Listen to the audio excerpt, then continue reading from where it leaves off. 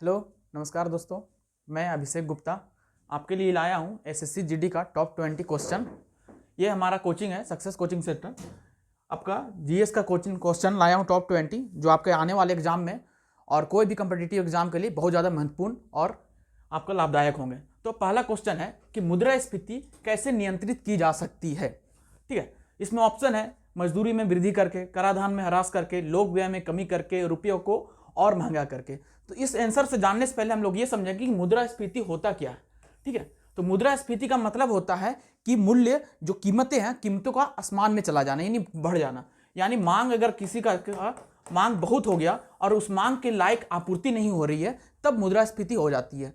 ठीक है, तो अगर आपूर्ति नहीं हो रही है, मांग बहुत ज्यादा हो रहा है, तो मांग को कम करने के लिए क्या करना पड़ेगा? आपूर्ति को बढ़ाना पड़ेगा। आपूर्ति के साथ साथ में जमाखोरी जो होता है उसको कम करना पड़ेगा। काला बाजारी होता है उसको कम करना पड़ेगा। जो पब्लिक ज्यादा, लोग व्यय ज्यादा खर्चा हो रहा है उसको कम करना पड़ेगा, यानी खर्चों में कमी करना पड़ेगा। इस हिसाब से इसका आंसर क्या हो जाएगा? लोक व्यय में कमी करना। नेक्स्ट क्वेश्चन देखते हैं। अगला क्वेश्चन है, बुद्ध को प्रबुद्ध ज्ञान कहां से प्राप्त हुआ था? तो बुद्ध को प्रबुद्ध ज्ञान, यानी कि प्रबुद्ध ज्ञान का मतलब क्या है? बुद्ध को ज्ञान की प्राप्ति, यानी ज्ञान की प्राप्ति का मतलब क्या होता है कि बुद्ध को जो नॉलेज मिला है वो कहां से मिला है। तो हम लोग सबको पता है कि बुद्ध को नॉलेज मिला है बोध गया से। ठीक है, कहां पे मिला था? बोध गया। कहां पे? बोध गया में निरंजना या फल्गु नदी जिसको बोलते हैं, निरंजना नदी के किनारे। कौन से वृक्ष के नीचे? पीपल के वृक्ष के नीचे। यहां पे हमें पीपल के वृक्ष के नीचे, कौन से पीपल के वृक्ष के नीचे इन्हें बुद्ध की को ज्ञान की प्राप्ति हुआ था। ये क्या हुए थे? बुद्ध जब थे, बुद्ध का जन्म देखा जाए तो बुद्ध का जन्म नेपाल में कपिल वस्तु जगह लुम्बिनी में हुआ था। कहां पे हुआ जन्म? लुम्बिनी में जन्म हुआ। और जन्म के बाद से 29 वर्ष की उम्र में ये घर छोड़ दिए थे। 29 वर्ष की उम्र में घर छोड़ने के बाद 6 साल भटकने के बाद जाके 35 वर्ष की आयु में इन्हें ज्ञान की प्राप्ति होती है। जब ये बोध गया में निरंजना नदी के किनारे पीपल वृक्ष में के नीचे बैठते हैं, तब जाके इन्हें ज्ञान की प्राप्ति होती है। और यही ज्ञान की प्राप्ति करने के बाद में अपना पहला जो उपदेश होता है ये सारनाथ में देते हैं। सारनाथ यूपी के सारनाथ, जहां बनारस के पास है, जिसे बोला जाता है धर्म चक्र प्रवर्तन। ठीक है, तो इसका आंसर क्या हो जाएगा? इसका आंसर हो जाएगा बोध गया। नेक्स्ट क्वेश्चन देखते हैं। भारत की संविधान सभा को गठित करने का आधार क्या था? तो संविधान सभा का गठित करने का अधिकार, तो संविधान सभा गठित कब हुआ था? ये आप लोग को पता है। भारत का आजाद कब हुआ था? 1947 में। उससे पहले ही संविधान सभा गठन हुआ था, यानी कि 1946 में। 1946 में गठन होता है। तो अब देखिए इस घटना में आपको क्या लगेगा, 1946 वाला कौन सा घटना है? तो कांग्रेस का प्रस्ताव ये नहीं आया था, ये 1929 में आया था। कैबिनेट मिशन 1946 यहां पे दिख रहा है, यानी इसका आंसर ये होगा कैबिनेट मिशन प्लान 1946 में आया था। सर पैथिक लॉरेंस ने इसका अध्यक्षता किया था और इसमें यह किया गया था कि आपको भारत को पूर्ण सत्ता हस्तांतरण करने के लिए प्लान लाया गया था। इसी के बाद से फिर भारत में संविधान सभा की कमेटी बैठते हैं और संविधान सभा का निर्माण किया करने के लिए रूपरेखा तैयार किया जाता है। और फिर संविधान सभा का निर्माण स्टार्ट होता है 1946 में, जो कि 1948 में बनकर तैयार होता है। आपका संविधान जो अधिनियम है, स्वतंत्रता अधिनियम, इससे भारत को आजादी मिली थी। और ये डोमिनियन जो दिख रहा है, डोमिनियन स्टेट का मतलब होता है कि अगर भारत को आजादी देना, लेकिन उसमें क्या है कि ऊपर का जो पद है वो अंग्रेजों में रहेंगे, तो एक तरह से वो गुलामी वाला ही हो जाता है। तो इसका आंसर हो जाएगा कैबिनेट मिशन प्लान 1946। अगला क्वेश्चन है, स्मोक क्या है? स्मोक एक मिश्रण है। ठीक है, स्मोक क्या होता है? स्मोक अगर इंग्लिश टर्म में देखें तो SMOG ये होता है स्मोक। स्मोक बनता है 2 वर्ड से मिलकर, एक fog plus smoke. Fog plus smoke से मिलता है। अगर ये स्मोक का और फोग का दोनों को मिला दें तो स्मोक का निर्माण होता है। जब हम देखते हैं सुबह सुबह ठंड के दिनों में बहुत ज़्यादा कोहरा छाया हुआ रहता है, कोहरा छाया हुआ रहता है, और अगर उसमें बहुत ज़्यादा पोल्यूशन मिल जाए या धुआं मिल जाए, एक क्या होता है, एक तरह से पूरा काला काला धुआं छा जाता है और पूरा सन को ब्लॉक कर देता है। जैसे दिल्ली में हाल होता है। ठीक है, तो दिल्ली में हाल होता है। तो दिल्ली का आप देखे होंगे कि दिवाली के बाद पहले या दिवाली के आसपास ये पूरा बादल बादल में ये कोहरा छा जाता है। और कोहरा क्या होता है? धुआं से मिल जाता है, पोल्यूशन से मिल जाता है, जिसके वजह से पूरा आवरण छा जाता है। और ये आवरण ऐसा आवरण होता है कि ब्लैक का, कि यहाँ पे सन का भी प्रभाव खत्म हो जाता है। ठीक है, उसको, इसलिए इसका आंसर क्या होगा? स्मोक का धुआं और कोहरा।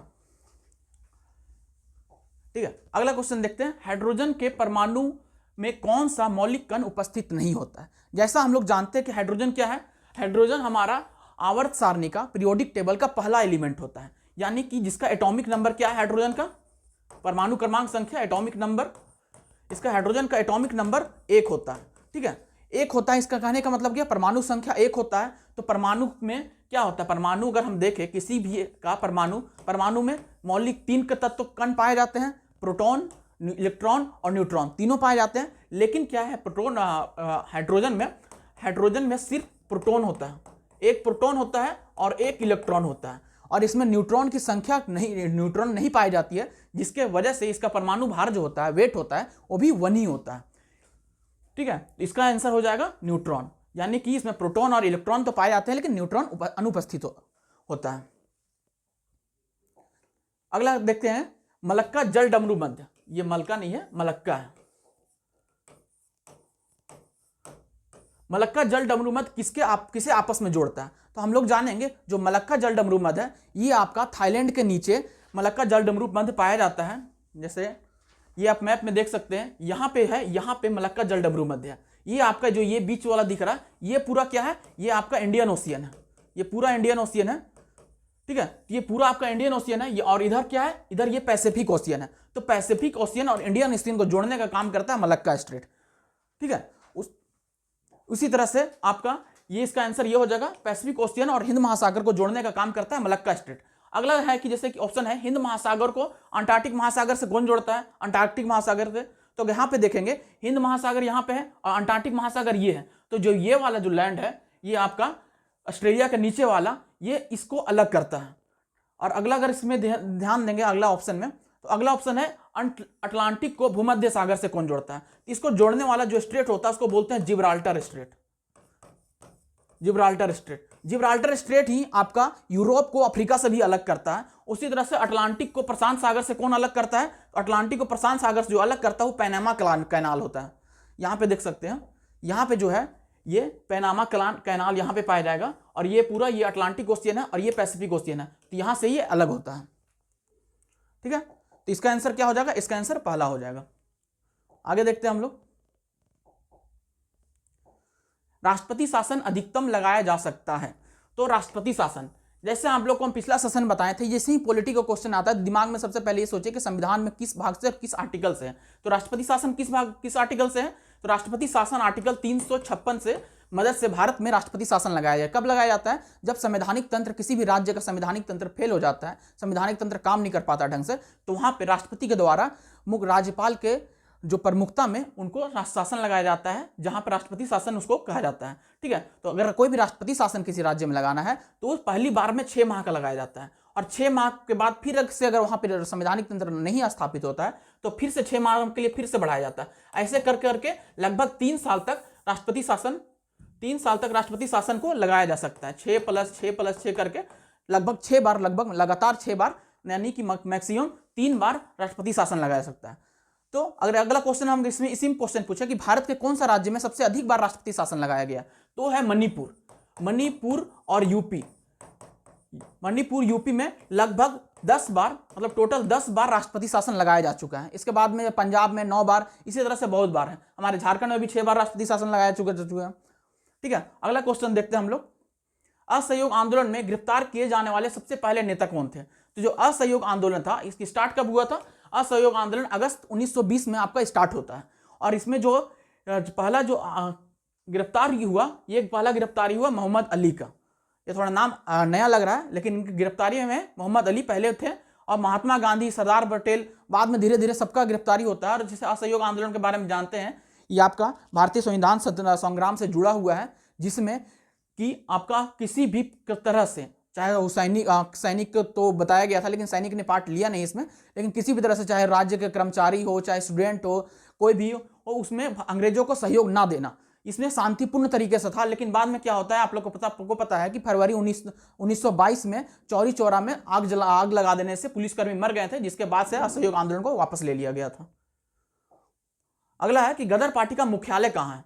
ठीक है, तो गदर पार्टी का, इसका अगर गठन देखें तो गदर पार्टी का 1913 में ये कहां पे गठन होता है? यूएसए में गठन होता है। तो यूएसए में गठन सैन फ्रांसिस्को में इसका मुख्यालय है, सैन फ्रांसिस्को में गठन का होता है। इसका जो गठन करने वाले थे उनका नाम था लाला हरदयाल।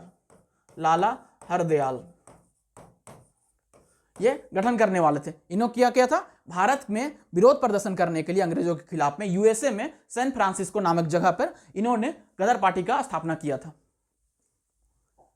अगला क्वेश्चन है, किस नदी के किनारे न्यूयॉर्क शहर बसा है?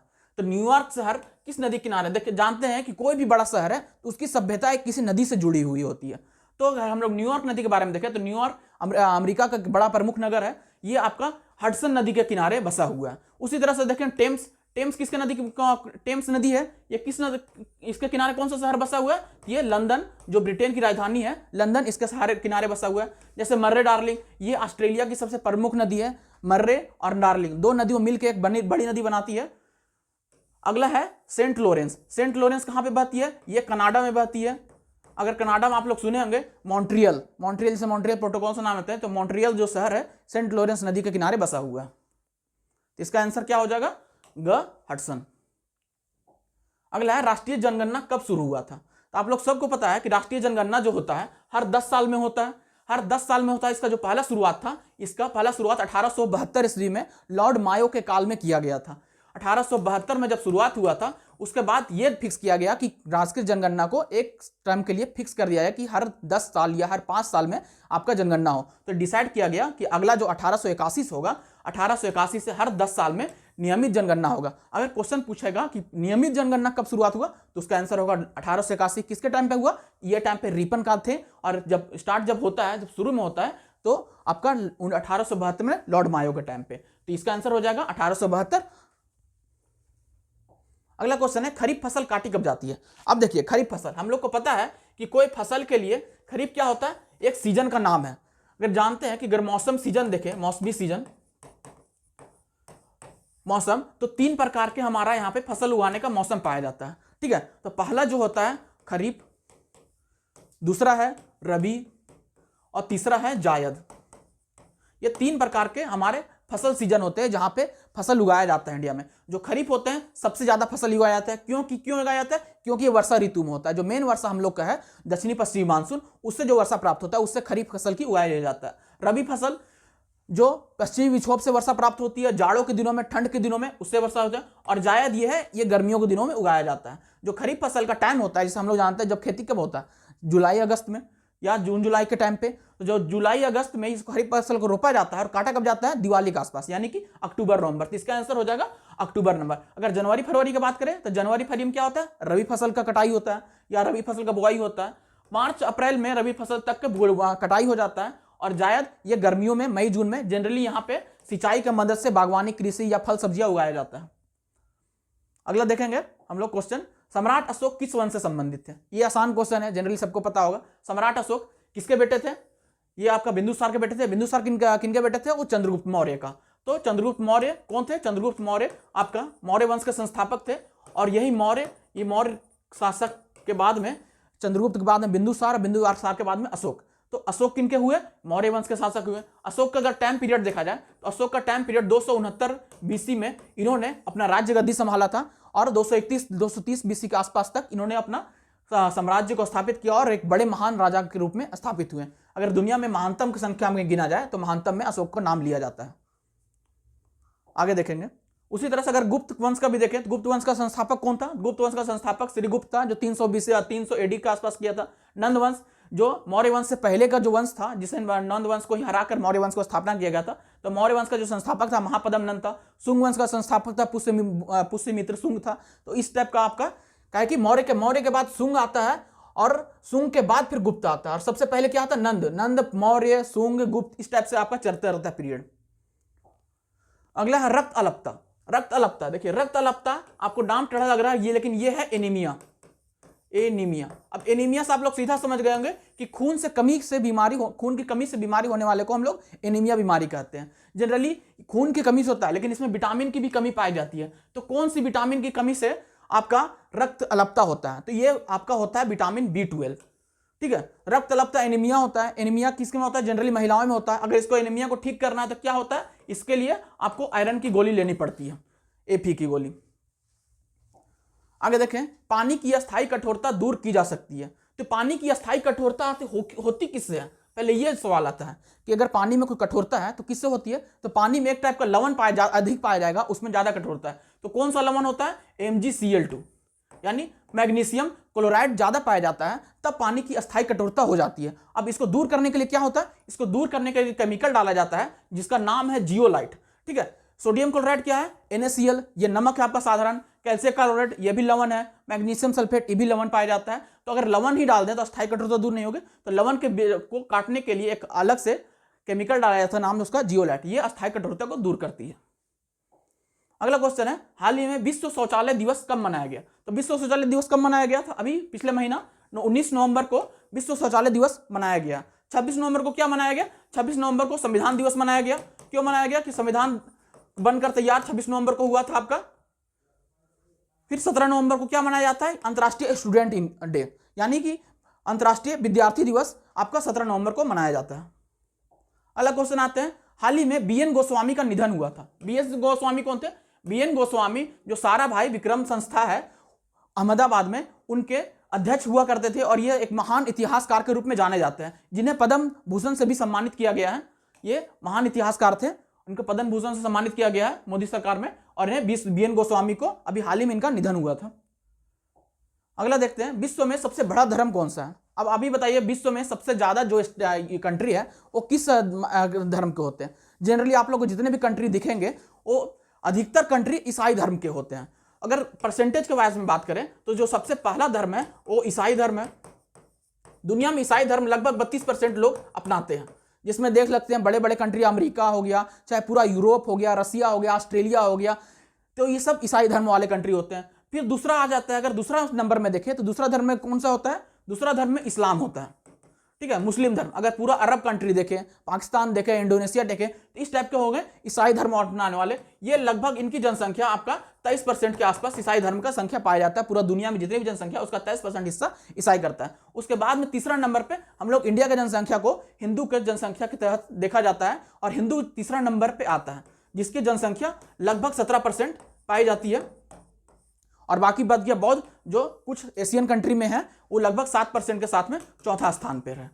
तो इस तरह से देखा तो इसका आंसर क्या हो जाएगा? ईसाई धर्म। अगला क्वेश्चन है, भारत का पहला स्वदेशी anti radiation missile. Anti radiation missile क्या होता है? कि अगर कोई भी, जैसे कि आज के टाइम पे क्या हो गया, ऐसे मिसाइल बन रहे हैं जिसका खुद का रडार सिस्टम होता है, तो रडार सिस्टम वाले मिसाइल को मार गिराने के लिए उसके जगह हम एंटी रेडिएशन मिसाइल का, एंटी रडार मिसाइल होता है, उसको बनाया जाता है। और वही इंडिया ने बनाया था एंटी रेडिएशन मिसाइल रुद्रम 1 के नाम से। ये रुद्रम 1 के नाम से पहला एंटी रेडिएशन मिसाइल इंडिया ने बनाया, इसका नाम रखा रुद्रम 1। खंदेरी क्या है? आईएनएस चक्रा क्या है? ये दोनों भारत का पनडुब्बी है।